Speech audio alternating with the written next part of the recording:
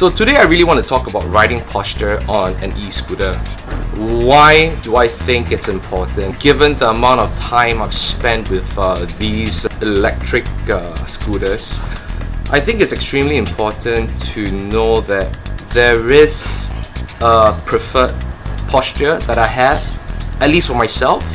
Now, before I continue, my disclaimer is that I don't claim to be an expert. I've not done any so-called empirical studies to say that or back-tested any of these postures that I'm talking about.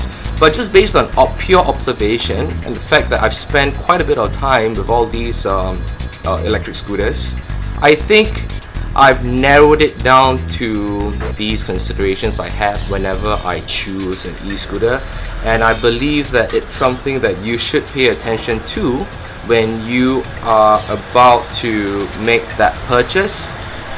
So I hope this video will help you in identifying which scooter will be more suitable for you given your height as well as your posture. It could be the length of your arm as well. Now, again, some people watching this might say that, oh man, Jamie, that's like a load of bullshit. But take note that the observations I've made so far is that I actually base it on some of the riders I've met, riders that can go really, really fast. And I think it's really important that if you want to ride fast, again, I am not encouraging anyone to ride fast. The considerations that you make will allow you to be at least much more stable, at least in my opinion, and you wouldn't have a situation where you'll get into an unnecessary accident just because you have the wrong riding posture. So let's start. So this is my e-scooter. The first thing I would do when you're about to make the purchase, testing an e-scooter, when you walk up to the e-scooter, you must make sure that your arms are at least at a right angle in this manner, or I would say lesser than 90 degrees in this angle. Okay, let me just shift to the side so you have a better idea what I'm talking about. So if you look at my arms, I'm standing over the middle of the e-scooter. My arms are almost 90 degrees.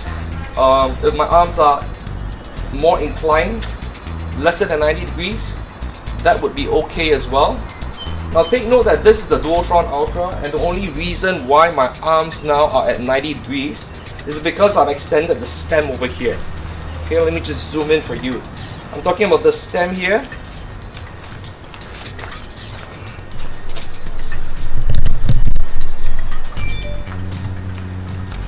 I've extended this over here by an additional 2 inches.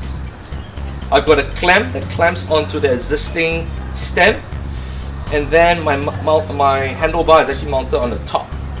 Alright, so again, if you look over here, this is the reason why my arms are now at 90 degrees or less than 90 degrees. Why? Now if I were to stand up on the e-scooter, let me just zoom this out. So look what happens when I stand on my e-scooter. This is my riding posture. So when I stand up,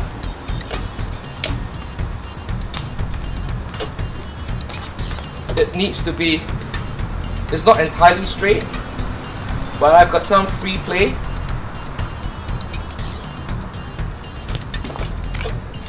In this manner, as I go up, you can see that the movement is still very natural and it's not very awkward. So if I were to maneuver in anything, this would be the ideal posture to have, not straight. Now just to prove my theory, I'm gonna put another scooter for the sake of comparison. So you can see here, this is my daughter's kick scooter. I know this is a very extreme example, but given the speeds that you may potentially travel sometimes, if you're in this position, upright in this manner, look at how awkward you are. You don't, the reaction time that you may have because of the posture that you're in will set you up for a very dangerous accident that's maybe just waiting to happen because of the way you stand on your e-scooter. Again, just to demonstrate. Mother! Can you come here for a while? So see, if you have an opposing force, if you have somebody in front of you pulling here, they pull, and you're right, no, you stand here. And you're riding your e-scooter, you just pull here like that. See, it's extremely easy for an opposing force to be pulling on the e-scooter versus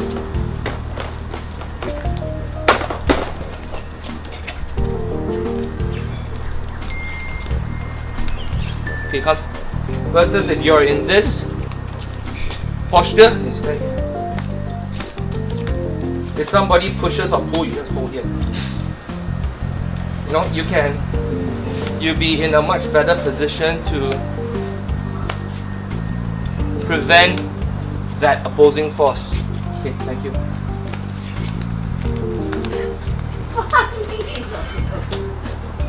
That's what moms are for, to stand in whenever you don't have a cast member.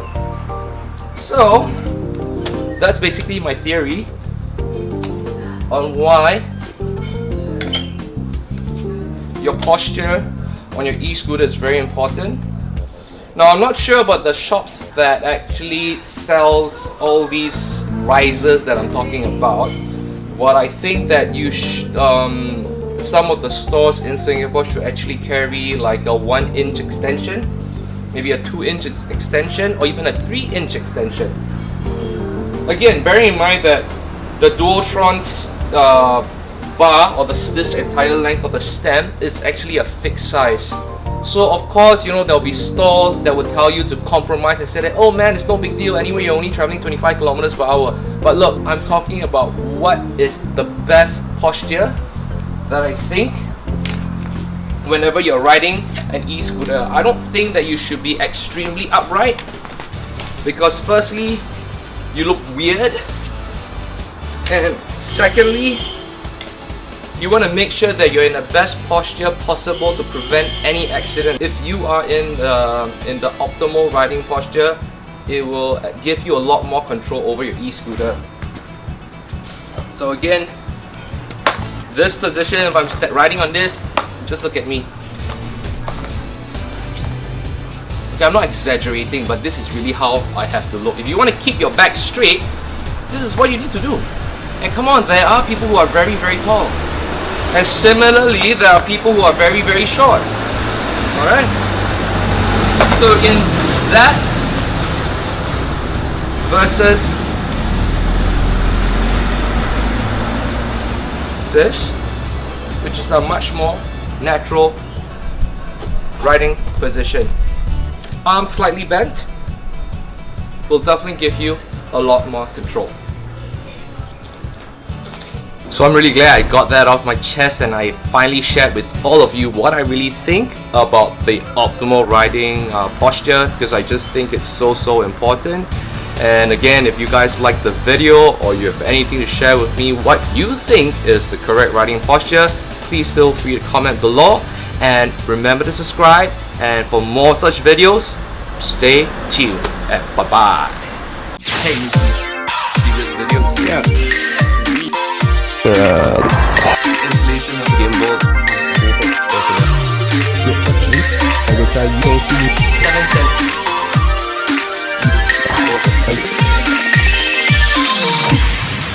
So yeah, that basically concludes the